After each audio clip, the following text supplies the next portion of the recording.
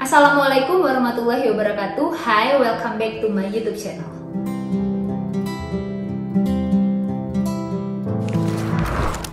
Ada yang berbeda dari segmen Kavita Channel pada kesempatan kali ini.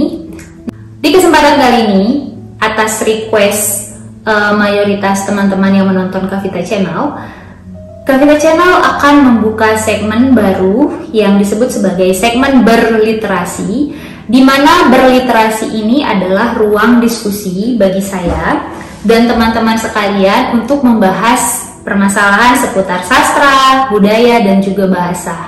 Sekaligus karena profesi saya sebagai seorang dosen, saya juga akan membagikan informasi kepada teman-teman mahasiswa terkait tentang pelajaran dan mata kuliah yang berhubungan dengan sastra, budaya, dan juga bahasa. Di kesempatan pertama ini, saya akan membahas mengenai literasi. Karena juga sesuai ya dengan namanya, literasi, dan ruang segmen yang saya sajikan adalah berliterasi. Karena itulah saya rasa penting untuk kita semua memahami apa itu literasi. Sebelumnya, saya yakin bahwa kita semua sering sekali mendengar istilah literasi ini dicanangkan oleh pemerintah pusat, khususnya dalam mencanangkan program-program baru yang dibuat oleh pemerintah pusat kita. Tapi saya juga yakin tidak semua dari kita itu mengerti dan mengetahui apa itu literasi. Sebenarnya apa ya literasi? Kita semua pasti bertanya. Menurut Kamus Besar Bahasa Indonesia, literasi itu disebut sebagai kemampuan menulis dan membaca. Kemampuan menulis dan membaca, apakah sampai di situ? Tidak. Kamus Besar Bahasa Indonesia mengatakan juga literasi merupakan pengetahuan, keterampilan dalam bidang dan aktivitas tertentu, juga kemampuan untuk mengolah informasi, pengetahuan untuk kecakupan hidup. Wah, istilah yang benar-benar umum ya, dan terlalu general kalau menurut saya. Lantas, bagaimana kita bisa paham dengan istilah yang seperti itu? Maka saya akan memberikan sedikit pemahaman mulai dari awal sampai perkembangan literasi yang ada di zaman saat ini. Pada awalnya, konsep literasi ini menyasar sesuatu yang illiterate atau sesuatu yang tidak berliterasi menuju literate atau yang menguasai literasi. Tapi kita juga masih belum paham ya. Nah, jadi konsep literasi pada awalnya adalah disebut sebagai kemampuan dan keahlian. Dia dapat diajarkan dan berlaku secara universal, tetapi hanya berbasis pada pendidikan formal, sekolah, universitas. Pertanyaannya adalah, apakah orang-orang yang di luar sekolah dan universitas tidak boleh menguasai literasi? Itu menjadi pertanyaan dasar. Kemudian, konsep literasi awal itu memberlakukan pembelajar atau subjek secara seragam tanpa memperhatikan keberagaman dan konteks. Wah, kalau kita lihat dari konsep literasi awal ini sangat seragam ya, tidak memperhatikan keberagaman. Sementara kita tahu bahwa bangsa kita bangsa yang beragam dan bangsa yang plural. Berarti konsep literasi awal ini dengan kata lain tidak sesuai dengan kondisi masyarakat kita pada saat ini.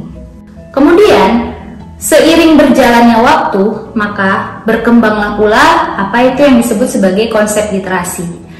Jadi, pada saat ini, pendekatan literasi itu lebih kepada praktik-praktik sosial, yang mana ia dilihat sebagai ruang majemuk dan terbangun di ruang, waktu, dan konteks sosial budaya tertentu. Wah, ini sangat relate dengan kondisi masyarakat kita. Dan konsep literasi yang berkembang pada saat ini tidak hanya terkait dengan kebahasaan dan kesastraan saja, melainkan juga dalam ruang lingkup lainnya, seperti misalnya ada literasi matematika, literasi kesehatan, literasi adat budaya, literasi jalanan, bahkan literasi kuliner seperti yang ada di dalam Dapur Kavita Channel ini. Kemudian, konsep literasi ini bukan hanya terbatas pada verbal, melainkan juga ada audio, ada visual, ada digital, kemudian ada gerakan raba rasa, dan disebut juga dengan multimodalitas. Kemudian juga konsep literasi sekarang itu sudah bersifat multiliterasi, yaitu tidak hanya dilihat dari satu aspek saja, tetapi juga bisa dilihat dari seni, tradisi, kearifan lokal, dan merupakan dimensi literasi yang dapat saling menunjang. Nah, itu tadi adalah perkembangan konsep literasi dari awal yang sangat seragam menjadi lebih keberagaman. Setelah literasi tadi berkembang, kemudian berkembang pula dinamakan sebagai literasi kritis. Setelah literasi tadi mengalami perkembangan, maka terbentuk pula apa yang disebut sebagai perkembangan literasi yang bersifat kritis. Wah, saya senang nih kalau berbicara mengenai kritis.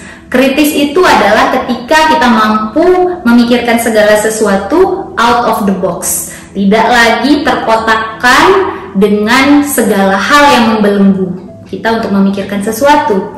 Jadi, dalam perkembangannya, literasi kritis itu menjadi sebuah kemampuan untuk membaca, memaknai produksi teks secara aktif dan reflektif untuk melakukan transformasi diri dan orang lain agar tercapainya masyarakat adil dan setara. Wah, ini saya kutip dari profesor saya, yaitu Profesor Melanie Budianta pada tahun 2020. Jadi literasi kritis itu meningkatkan kemampuan kita itu untuk membaca tidak hanya teks, tetapi lebih ke praktik-praktik secara tekstual, sehingga membantu dan membangun cara pandang kita terhadap relasi kuasa, dan ini disampaikan dengan media bahasa. Literasi kritis juga memberikan kesadaran bahwa bahasa itu merupakan bagian dari praktik-praktik diskursif yang lebih luas jatuhnya, sehingga dia mampu membangun kesadaran diri, kesadaran budaya, dan kesadaran sosial.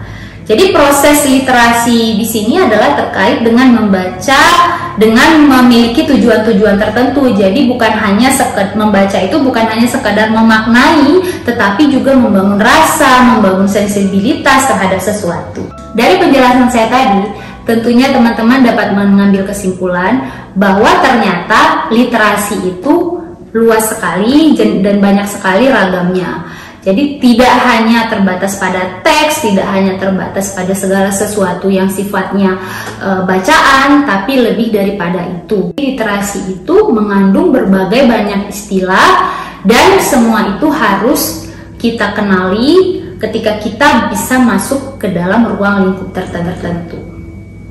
Nah, mungkin sampai di sini dulu berliterasi episode pertama ini. Saya harap semua dari kita menikmati dan mengambil manfaat dari apa yang saya sampaikan tadi.